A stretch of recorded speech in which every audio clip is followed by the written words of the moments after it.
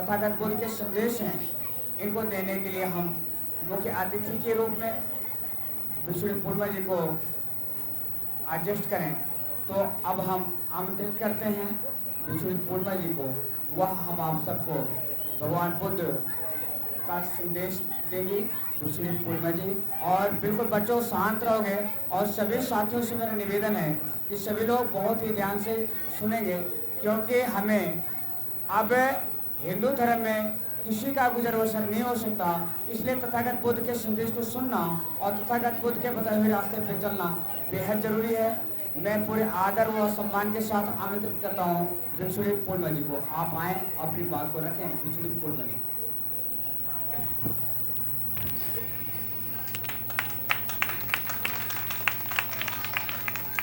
मैं सर्वप्रथम तथागत बुद्ध को वंदन करते हुए डॉक्टर बाबा साहब अम्बेडकर जी के लिए मेरे श्रद्धा सुमन।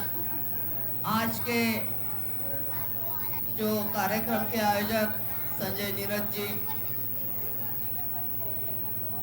मेरी मंगल कामनाएं। और आज का मीडिया भी है, हमारी नीलम बोध अभी पूनम चली गई है, शशिबाला एडवोकेट गाजियाबाद से थी।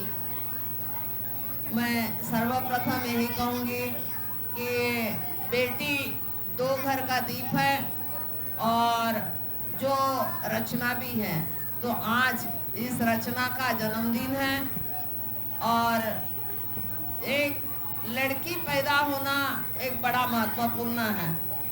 जब प्रसन्नजीत राजा को बेटी हुई, तथागत भगवान बुद्ध के सभा में बैठे और पता चला कि बेटी हुई है, तो वो नर्वस लिखे। तथागत भगवान बुद्ध ने कहा, हे राजन, आप नाराज कैसे हुए हैं? तो जो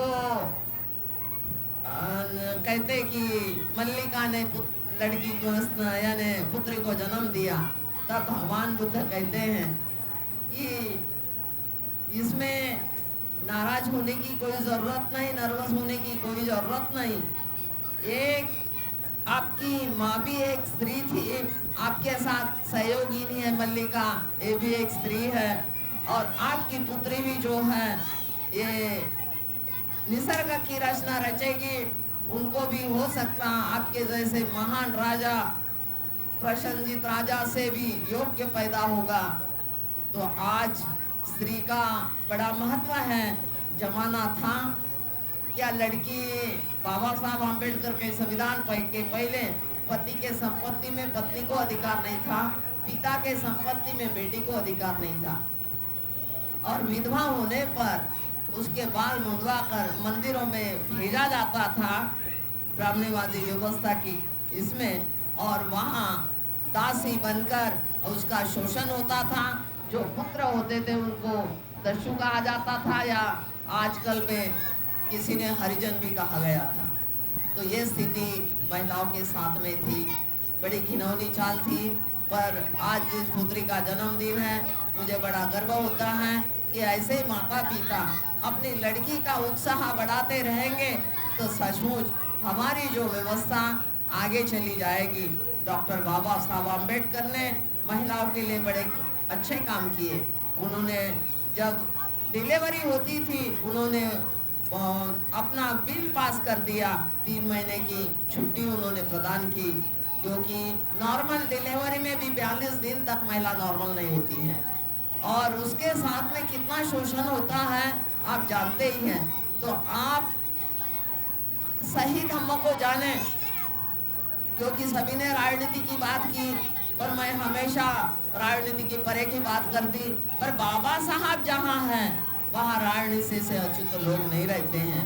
पर जहाँ हम महिला उत्थान की बात करते हैं तो भगवान बुद्ध ने भी 2500 साल पहले प्रजापति गौतम को दीक्षा देकर उन्होंने अपना संघ में सम्मिलित किया। आज भी ब्राह्मणवादी व्यवस्था के हमारे लोग आए हैं, बहुत सारे लोग हैं, मेरे साथ में भी बहुत कटाक्ष होता है, अरे ये भिक्षुनी है, अलग रहेगी, यहाँ नहीं रहेगी, वो नहीं रहेगी। बहुत सारे पर मैं आज 30-32 साल से इस दिल्ली में रहकर मैं अपने बड़े संघर्ष के साथ में धम्मों का कारवां मैं जिस प्रकार बने मैं आगे ले जाने का काम कर रही हूँ, क्योंकि बाबा साहब आम्बेडकर ने कहा था मेरा थोड़ा भी समय बचेगा तो मैं भारत बुद्धमय करूँगा। तो यही हमारे अंदर में है कि बाबा साहब नहीं, क्योंकि धम्म अगर सबके पास में रहेगा वे विचार नहीं रहेगा। अभी चर्चाएं हुई हैं, वे विचारी क्यों होता है, सील का पालन नहीं करता है, क्योंकि वो चोरी करेगा, हिंसा करेगा और अपना सील का पालन नहीं करेगा। जैसे नांगल राया का केस हुआ 9 साल की लड़की के साथ, क्या स्थिति हुई है, हाथरस का कांड हुआ है। तो ये क्या है, अपना वो सिंगर का हुआ है जिसने सारे परिवार को नष्ट कर दिया है। तो ये स्थिति आपके देश में क्यों आ रही, क्योंकि हम व्यवस्था को, बुद्ध के धम्म को समझे नहीं है। मैं कहते आप जिस व्यवस्था को मानते मानते रहो, हिंदू है हिंदू बने रहे, पर कम से कम पंचशील का तो पालन करो। अगर आप 5 सीलों का पालन करोगे तो आप इस सील को याद करते हुए अपराध कम होगा। और शिक्षा के कारण अपराध होता है, बहुत सारी महिलाओं को शिक्षित नहीं बनाते हैं। आज शिक्षा जहां तक महिलाओं के पास नहीं आएगी तो परिवार का भी विकास नहीं होगा, समाज तो आगे रह गया। समाज को संगठित करने का काम महिला करती हैं। अगर परिवार उनका सबल हो गया तो समाज सबल होगा।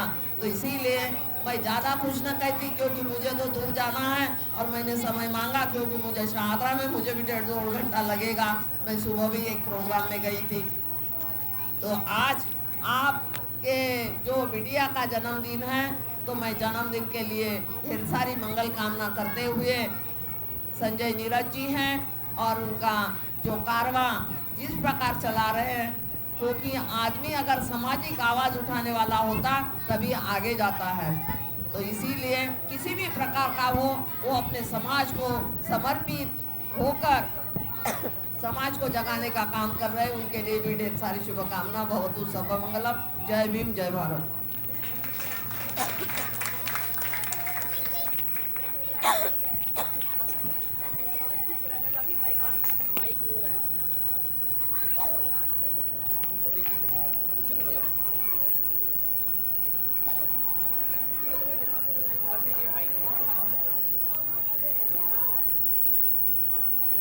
तो साथियों, अभी आपके बीच में भिक्षुणी पूर्णा जी ने अपनी बात को रखा और मैं समझता हूँ कि आज